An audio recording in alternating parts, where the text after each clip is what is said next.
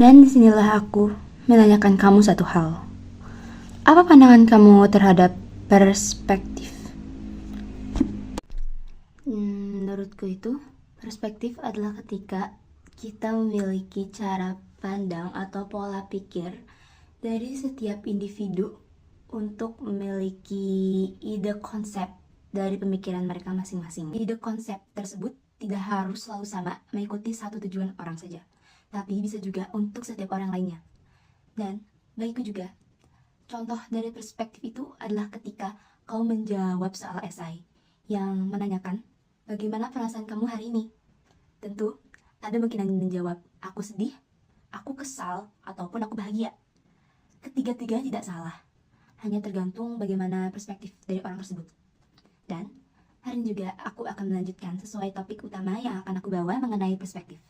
Menurut aku juga, perspektif setiap orang itu tidak bisa dibantahkan atau tidak bisa diberhentikan. Karena mengapa? Kita memang diciptakan untuk salah satunya seperti berkreasi atau menciptakan kreativitas dari pemikiran kita sendiri. Tentu juga, dengan perbedaan opini ini, kita akan mendapatkan jawaban yang lebih baik dan lebih terbuka akan satu dengan yang lainnya. Dan sebagai contoh, ketika kamu berargumen, ketika kamu menyampaikan pendapat kamu, tentu ada orang-orang yang menyampaikan bagaimana pandangan mereka akan itu sendiri. Contoh ketika kamu membaca sebuah buku, ada mungkin orang A yang menjawab, ini sangat asik, ini sangat menyenangkan untuk dibaca, dan ini sangat aku rekomendasikan untuk teman-temanku. Tapi ketika pada orang B mungkin menjawab, ini bukanlah buku yang mengasihkan bagiku, dan ini bukanlah buku yang menyenangkan, ini adalah buku yang membosankan bagiku. Dan hal inilah sebagai contoh dari pandangan perspektif itu tersendiri. Jadi, aku pengen mengajak kalian semua untuk tidak memaksa kehendak orang lain untuk mengikuti pandangan kalian.